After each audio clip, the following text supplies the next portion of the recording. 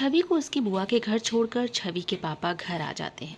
छवि की बुआ शांति जी, उनकी दो बेटियां हैं और एक बेटा। बड़ी बेटी ममता की पढ़ाई पूरी हो चुकी है और वो एक प्राइवेट स्कूल में टीचर है, और नेहा अभी कॉलेज की पढ़ाई कर रही है, और बेटा राहुल जो अभी 10th क्लास में है, और छवि के फूफा प्राइमरी स्कूल के प्रिंसिपल हैं। छवि अपनी बुआ के यहाँ आकर कुछ खास खुश नहीं थी, और इधर शिवा भी छवि के पीछे पीछे यहाँ आ गया था।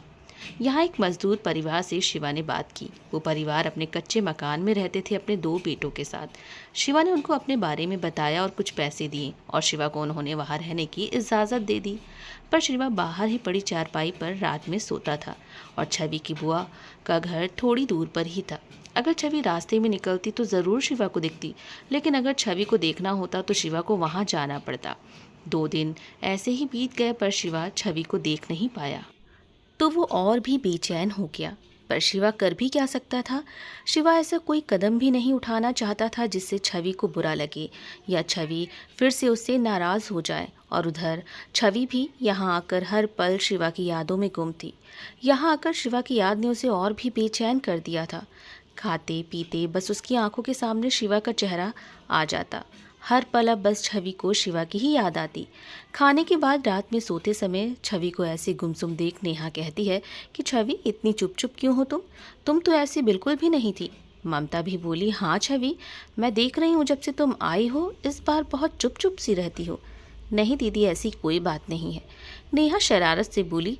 जो लड़की हर समय बस बोलती ही रहे, अगर वो ऐसे चुप चुप सी हो जाए और ऐसे गुमसुम रहे तो इसका मतलब तो यही है कि ज़रूर किसी ने तुम्हारा दिल तोड़ा है या फिर दुखाया है दिल। नहीं नेहा, सच में ऐसी कोई बात नहीं है। छवि, अब बताना क्या बात है। नेहा, कोई बात हो तो हम बताए ना। तो छवि, तुम्हारी आंखें बताती हैं कि प्यार का चक्कर है। अच्छा ठीक है, तुमको नहीं बताना तो कोई बात नहीं। और छवि, तुम्हारे पास तो मोबाइल था, क्या हुआ। वो हमारा मोबाइल ख़राब हो गया। फिर तो पक्का ज़रूर कोई बात है। और मोबाइल के बिना कैसे रह लेती हो तुम। मेरी तो जान है मोबाइल।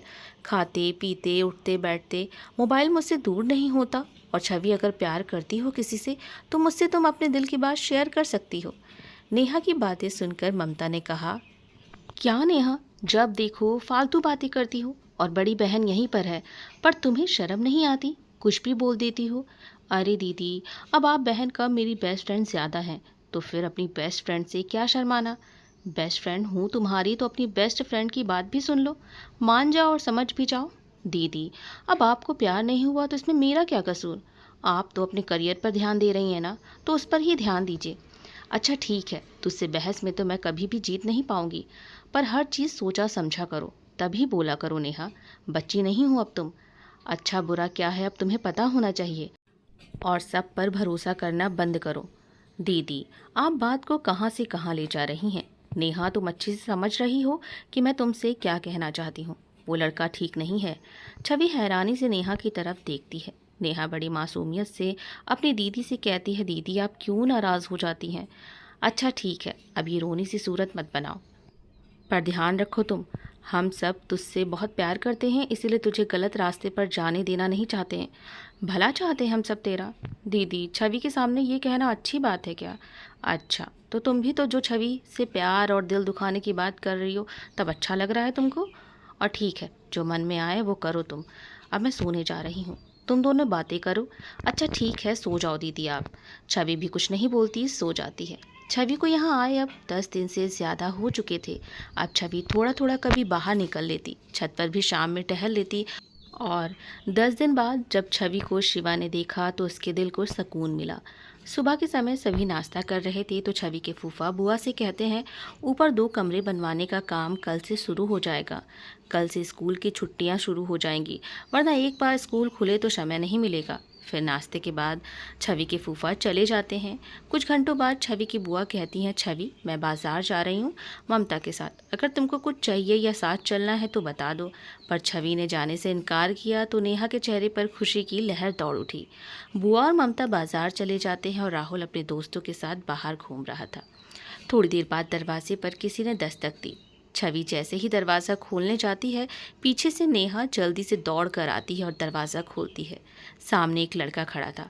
उस लड़के को देखकर नेहा मुस्कुराई और वो लड़का अंदर आ गया और नेहा ने दरवाज़ा बंद कर दिया। छवि नेहा से कहती है, ये कौन है? नेहा छवि के पास आकर छवि के कानों में धीरे से कहती है, छवि ये राजेश है और हम दोनों एक दूसरे से प्यार करते हैं। तुम टीवी देखो ना, मैं अभी आती हूँ।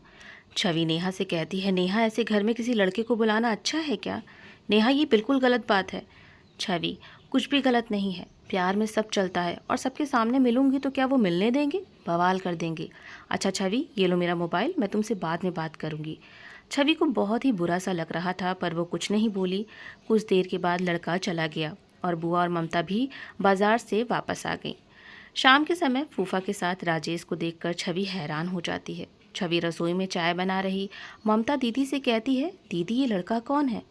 छवि ये यहीं पास में ही रहता है। ये लड़का और नेहा एक दूसरे से प्यार करते हैं, पर ये राजेश मुझे बिल्कुल भी पसंद नहीं है। इससे मैंने एक लड़की के साथ देखा था घूमते हुए।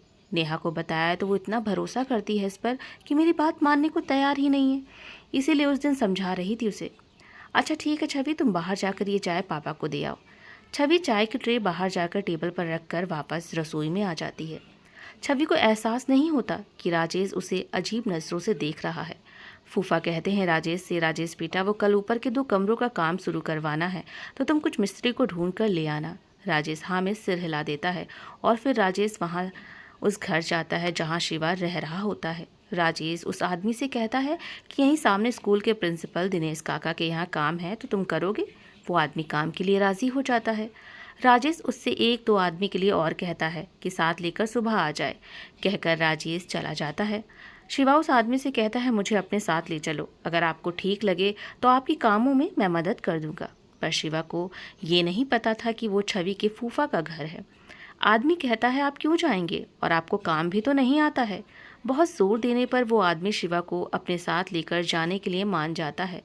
अगली सुबह शिवा उस आदमी के कपड़े पहनकर जाता है जिससे अगर छवि से मुलाकात हो भी गई तो ऐसे कपड़ों में छवि देखकर उसे पहचान ना सके। शिवा वहां जाता है और अंदर दाखिल होता है। उसकी नज़र सामने ही खड़े छवि पर पड़ती है तो शिवा जल्दी से छवि की तरफ पीट करके खड़ा हो जाता है और मन ही मन बहुत खुश होता है और मन में ही कहता है, ये तो छवि की बुआ का घर है।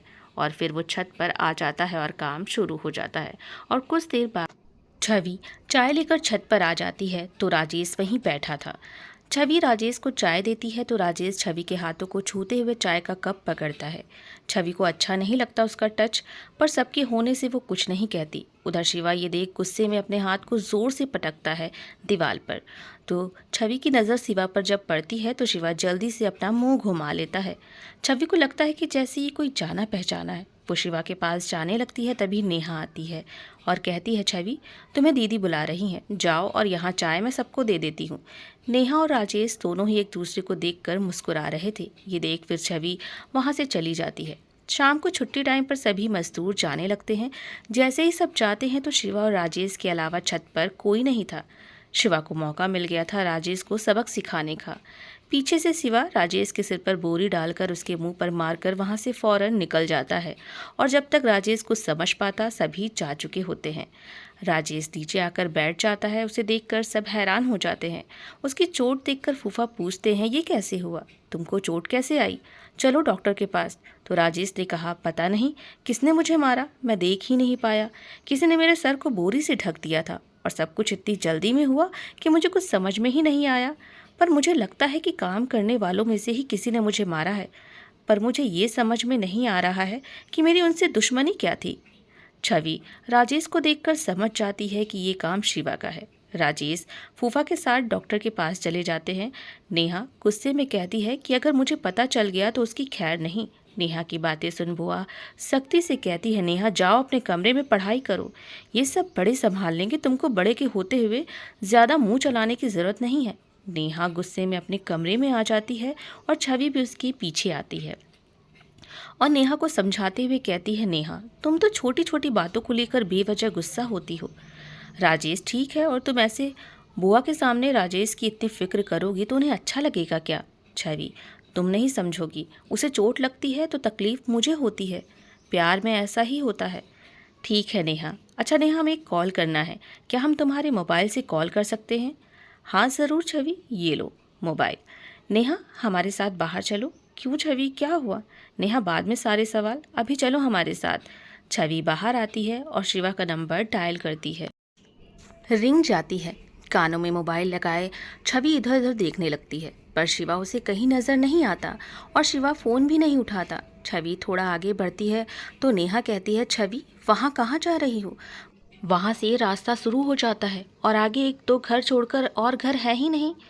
आगे बहुत अंधेरा और सुनसान है, चलो घर चलो, अंधेरा हो गया है। नेहा बस 2 मिनट। छवि तुम इतनी परेशान क्यों हो? छवि नेहा की बातों का जवाब दिए बिना चलती ही जा रही थी और छवि ने एक बार फिर से शिवा को कॉल किया। शिवा ने कॉल उठाया। हेलो शिवा, कहाँ हैं आप? छवि तुम? हाँ हम। आप हैं कहाँ? बोली शिवा, आप हैं कहाँ? आप यहीं कहीं हैं ना, हमें पता है। नेहा बोली, छवि ये क्या कर रही हो? कोई देखेगा तो क्या सोचेगा? और इस तरह तुम शिवा शिवा क्यों चिल्ला रही हो? कौन है शिवा? पर छवि बस फ़ोन पर शिवा से बोले जा रही थी। बोलिए ना, कहाँ हैं आप? हाँ छवि, मैं यहीं हूँ, पीछे मुड़कर देखो। छवि पीछे मुड़कर देखती है तो शिवा पीछे खड़ा था। फिर शिवा छवि के पास आता है और कहता है, रोड से दूर रहो, और रोड से एक साइड लेकर छवि को आता है। छवि शिवा को देख हैरानी से कहती है, बिना सोचे समझे आप यहाँ आ गए। छवि तो क्या करता, तुमको मुझसे दूर भागना है और तुम जहाँ जाओगी मैं आऊँगा तुम्हारे पीछे। आप समझते क्यों नहीं हैं? छवि तुम क्यों नहीं समझती हो मुझे? चलो घर चलो बस, और कुछ नहीं जानता मैं। तुम भले ही मुझसे नाराज़ रहो पर मेरे सामने रहो। हमें नहीं जाना, हमारा दम घुटता है अब वहाँ। तो क्या ज़िंदगी भर यहीं रहोगी तुम? हमारी मर्ज़ी, जो हम करें, जहाँ हम रहें। छवि नाराज़गी हटाओ और चलो अब, हम कहीं नहीं जाएंगे। और राजेश की नाक आपने तोड़ी है ना? अब ये मत कहिएगा कि मैंने कुछ नहीं किया। अच्छा, उसका नाम राजेश है? हम जानते थे आपने ही किया है। बीच में ही नेहा गुस्से से शिवा से कहती है, राजेश से क्या दुश्मनी है तुम्हारी जो तुमने उसको मारा? और छवि तुम्हारी बातों और फिक्र से साफ पता चल रहा है कि तुम दोनों एक दूसरे से प्यार करते हो। इसी ने तुम्हारा दिल दुखाया है ना? नेहा तुम चुप रहो। छवि मैं चुप रहूं? अरे ये गुंडा लग रहा है और तुमको इस गुंडे से प्यार है? नेहा चुप रहो थोड़ी देर, गुस्से में छवि ने कहा तो नेहा चुप हो गई। छवि शिवा की तरफ फिर देखते हुए कहती है, आप घर पर ऐसे आ गए, वो भी मजदूर बनकर, हमारे बारे में कुछ भी सोचते नहीं हैं आप। तो क्या करता छवि, तुम्हारे बिना मैं नहीं रह सकता हूँ।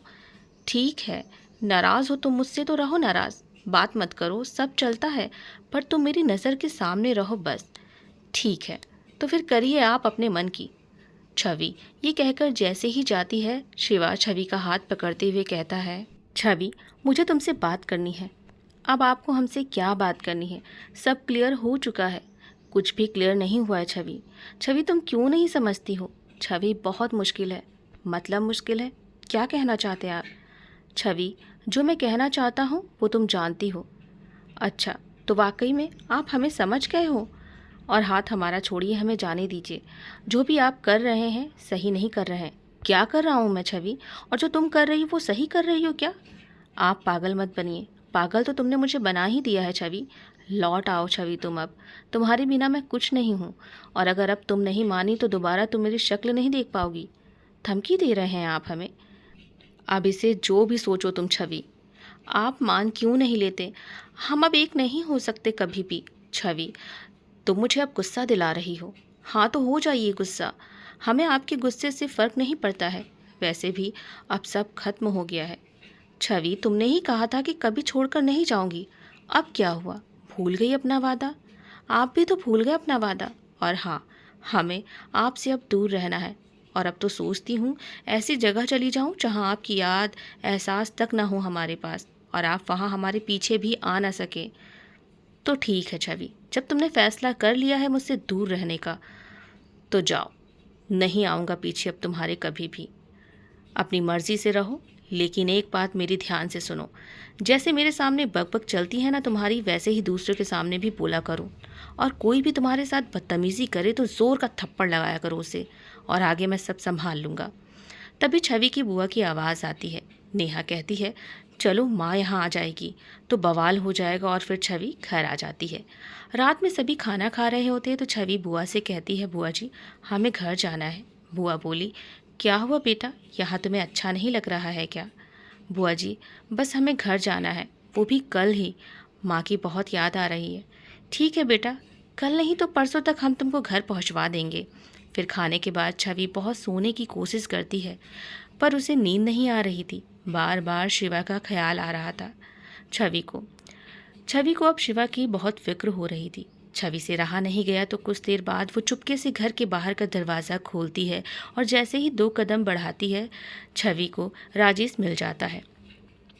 छवि को इतनी रात में देख राजेश ने कहा, कहाँ जा रही हैं आप? छवि घबराते हुए कहती है, कहीं नहीं। फिर जैसे ही वापस दरवाजे से अंदर आने के लिए मुड़ी तो राजेश ने छवि का हाथ पकड़ लिया। छवि ने गुस्से से राजेश की तरफ देखा और कहा, छोड़िए हमारा हाथ, वरना वरना क्या? छवि ने जोर का एक थप्पड़ उसे मार दिया बिना सोचे समझे, और राजेश ने छवि का हाथ कसकर पकड़ते हुए जैसे ही गुस्से में छवि से कुछ बोलता कि नेहा वहां आ गई। नेहा को देख राजेश ने छवि का हाथ जल्दी से छोड़ दिया। नेहा छवि को देखकर हैरानी से कहती है, तुम यहाँ क्या कर रही हो छवि? छवि बिना जवाब दिए वहां से कमरे में आ जाती है और फिर नेहा राजेश से कहती है, इसे क्या हुआ? राजेश ने कहा, अरे उसे छोड़ो, चलो अंदर, वरना कोई देख लेगा। और राजेश नेहा अंदर आ जाते हैं। इधर छवि को राजेश का इस तरह से हाथ पकड़ना बिल्कुल अच्छा नहीं लगता। वो रोने लगती है। छवि बहुत घबराई थी। फिर छवि अपने बैग से शिवा की टी शर्ट निकालती है और उसे पहन लेती है और सोने की कोशिश करती है। कुछ देर बाद बुआ नेहा के साथ अंदर आती हैं और नेहा पर चिल्लाने लगती हैं। सो रही ममता भी बुआ की आवाज़ से जाग जाती हैं और कहती हैं, माँ क्या हुआ, इतनी रात में नेहा पर आप क्यों चिल्ला रही हैं? क्या बताऊँ अब, इसने तो मेरी नाक कटवा कर रख दी है। राजेश को आधी रात इसने घर बुलाया, उसे मिलती है, हमारे पीठ पीछे ये गुल खिला रही है। काश पैदा होते ही ये मर गई होती तो आज मुझे ये दिन देखना नहीं पड़ता।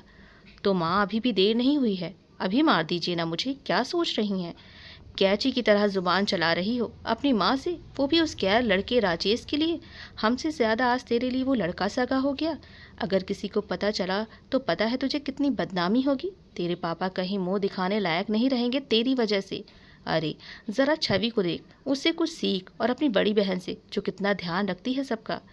नेहा चिल्लाते हुए कहती है, माँ आप तो मुझे बहुत कुछ सुना रही हैं, लेकिन आप अपनी लाडली भतीजी से तो पूछिए वो क्या कर रही है। छवि भी किसी लड़के से बात करती है और वो लड़का इसके पीछे यहाँ तक आ गया है। वो यहीं पर रह रहा है, कुछ दूर पर ही, आगे रोड वाले घर पर। उसी ने राजेश को मारा है और छवि आज ही उससे मिली है। छवि तो अपने घर वालों के साथ आपकी भी नाक कटवा रही है माँ। बुआ छवि को घूरते हुए गुस्से में कहती हैं, छवि नेहा सही बोल रही है क्या? छवि हाँ में सिर हिला देती है। ठीक है, तो अब भैया भाभी और अम्मा से बात करनी ही पड़ेगी। तुम सब सामान रख लेना, कल ही मैं तुमको घर छोड़ कर आती हूँ, कहकर बुआ चली जाती हैं। ममता कहती है, नेहा ये तुमने अच्छा नहीं किया। तो क्या करती दीदी, उस लड़के ने राजेश को बेवजह मारा, और ये छवि उससे एक भी बार नहीं बोली कि आखिर मारा क्यों। नेहा छवि से गुस्सा थी तुम तो छवि से कहती ना, माँ से ये सब कहने की क्या ज़रूरत थी तुमको? तुमको पता है ना माँ अब क्या करेगी, उनका नेचर तुम जानती हो, फिर भी तुमने सब कह दिया बिना सोचे समझे। नेहा गुस्से में चादर ओढ़कर लेट जाती है और छवि भी लेट जाती है। अगले दिन सुबह बुआ फूफा से कहती है कि मैं छवि को लेकर घर जा रही हूँ, अम्मा बाबूजी से भी मिल लूँगी। फूफा बोले, अरे तो यहाँ काम शुरू है, यहाँ कौन देखेगा? समय मिलते ही मैं छोड़ आऊँगा छवि को 4-5 दिनों में। नहीं, मैं आज ही जा रही हूँ, और ममता है ना वो सब संभाल लेगी। मैं 2-3 दिनों में आती हूँ। और नेहा तुम भी तैयार हो जाओ, मेरे साथ चलो। पर माँ मुझे नहीं जाना, ज़ोर से चिल्लाते हुए बुआ ने कहा तो नेहा बुआ के साथ चलने को राज़ी हो गई और छवि भी तैयार होने लगी। तैयार होते हुए छवि सोचती है, शिवा को कैसे बताऊं कि हम जा रहे हैं यहाँ से। वो फ़ौरन छत पर जाती है तो शिवा वहाँ नहीं रहता। छवि अपने मन में ही सोचती है कि सच में इस बार वो गुस्सा हो गए क्या। कुछ देर बाद छवि, बुआ और नेहा घर से निकल जाते हैं और कुछ ही घंटों में छवि घर पहुँच जाती है। घर पर पहुँचते ही छवि की माँ हैरानी से कहती हैं, अरे दीदी एक बार फ़ोन कर देती तो छवि के पापा आ जाते। बुआ कहती हैं, सोचा था कि फ़ोन कर लूँ, पर मुझे सब लोगों से बात करनी है, पिताजी और भैया आ जाएं तब बात करती हूँ।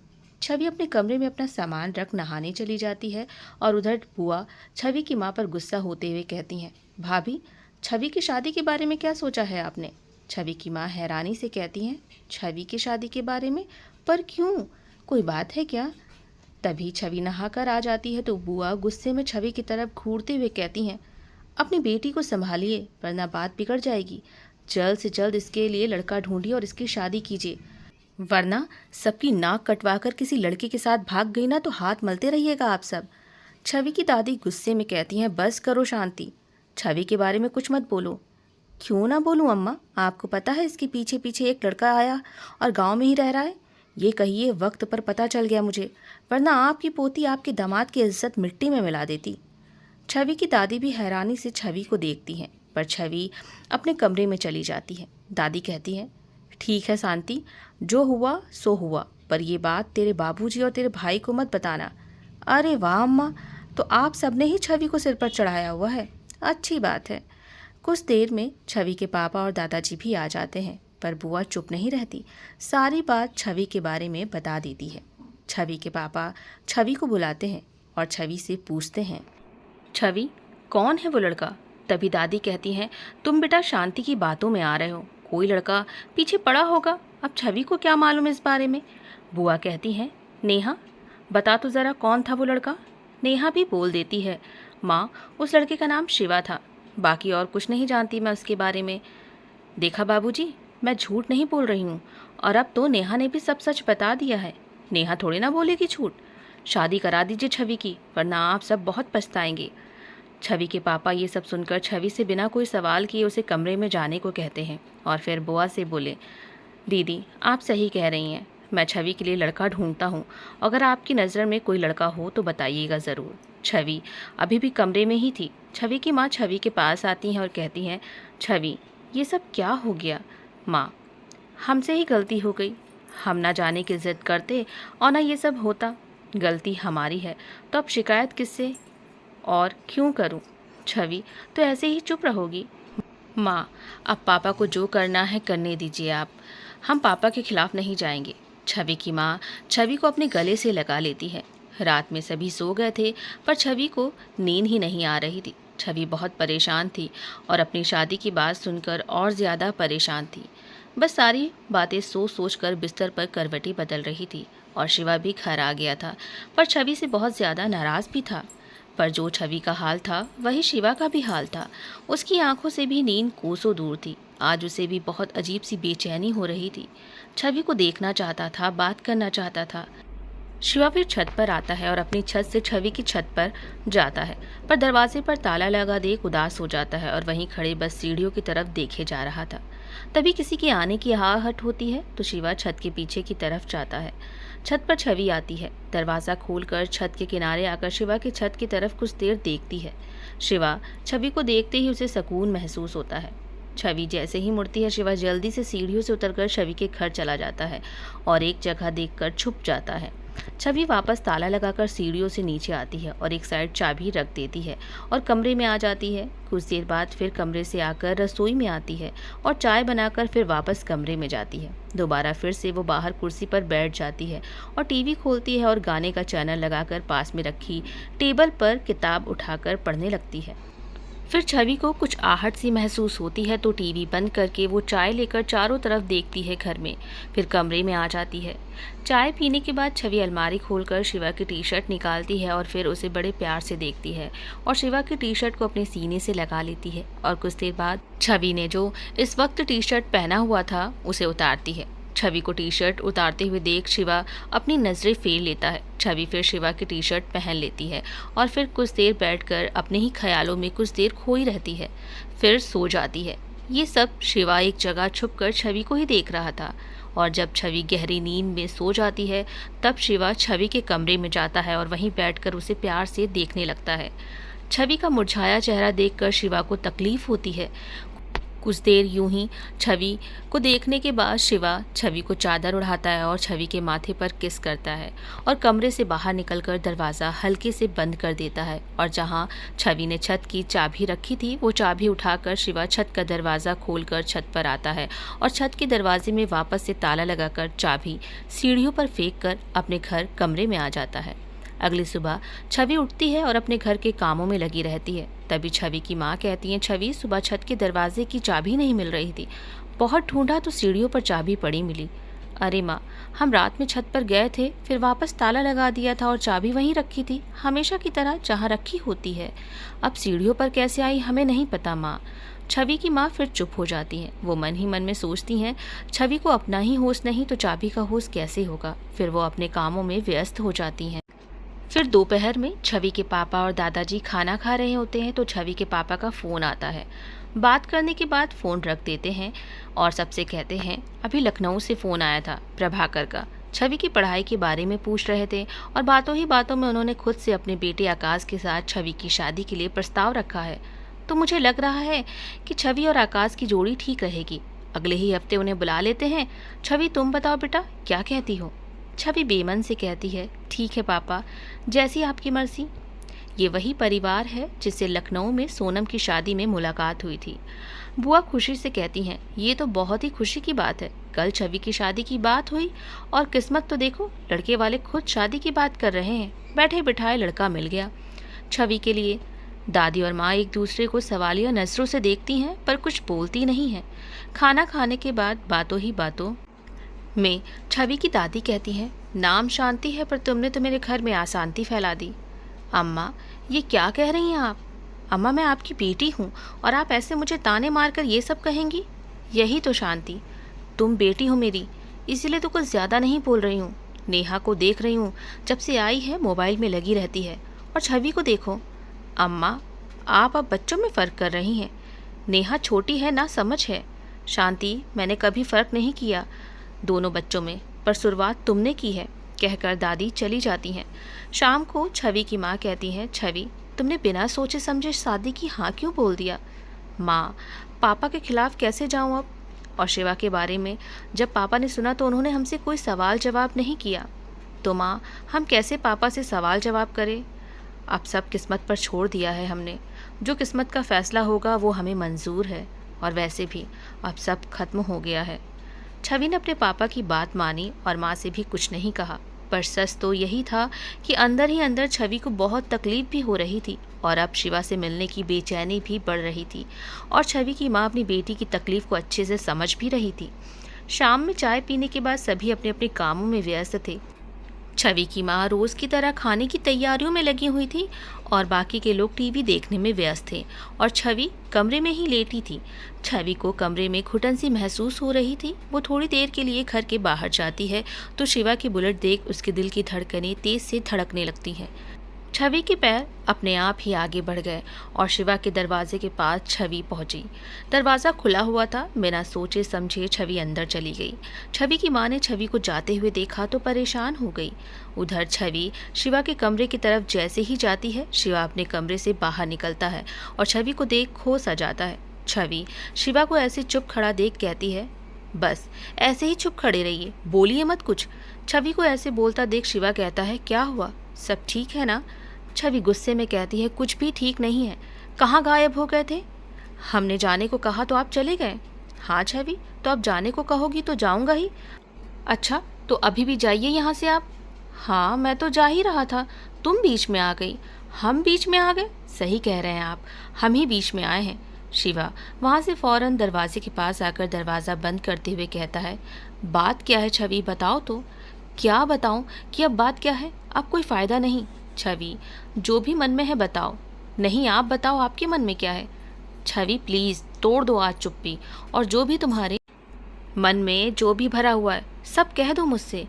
नहीं बोलना और रहिए संगीता के साथ आप खुश।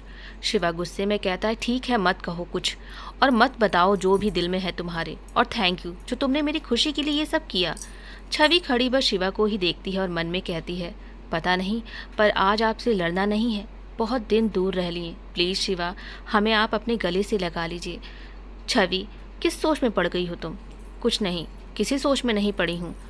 ठीक है, हम जा रहे हैं। शिवा को और भी गुस्सा आ जाता है और छवि से कहता है, ठीक है फिर तुम जाओ, मत आना कभी मेरे पास, मत कहना कुछ, यूं ही खामोश रहना और फिर पूरे घर में बच्चों जैसी चप्पल और पैजामा पहनकर हाथों में चाय का गिलास लेकर घूमना और पागलों जैसी हरकत करना और खुद को मासूम समझना जैसे तुमने कुछ भी नहीं किया है, और कोई सा भी बकवास म्यूज़िक लगा लेना और किताबें पढ़ना, और जब मेरी याद आए तो मेरी टी शर्ट पहनकर सो जाना। छवि ये सब सुन हैरान होते हुए कहती, अच्छा तो आप कल रात घर आए थे हमारे। हाँ आया था, याद आ रही थी तुम्हारी, पर तुम बच्चों जैसी हरकत कर रही थी। सुनिए, बच्चों जैसी कोई हरकत नहीं की हमने, और वो हमारी बच्चों वाली चप्पल नहीं है। वो चप्पल मुझे बहुत पसंद है छवि, वो घटिया चप्पल है। और अब घर जाकर तुम बच्चों वाली चप्पल तो बिल्कुल मत पहनना। और मैं एक बात तुमको बताता हूँ, किसी का सच्चा गुस्सा एक नकली दिलासे से ज़्यादा अच्छा होता है। हाँ तो हम भी गुस्सा हैं आपसे, नहीं रह पा रहे हैं हम आपके बिना, और आपकी टी शर्ट पहनते हैं तो अपने आप को सुरक्षित महसूस करते हैं हम, जैसे आपकी बाहों में हैं हम। और आप पता नहीं क्या चाहते हैं। कहते कहते छवि की आंखें नम हो जाती हैं। छवि की आंखों में आंसू देख शिवा छवि के चेहरे को दोनों हाथों से थाम कर कहता है, छवि मुझे कुछ और नहीं, तुम चाहिए। और फिर छवि के लबों को चूम लेता है, फिर छवि को अपनी बाहों में भर लेता है शिवा।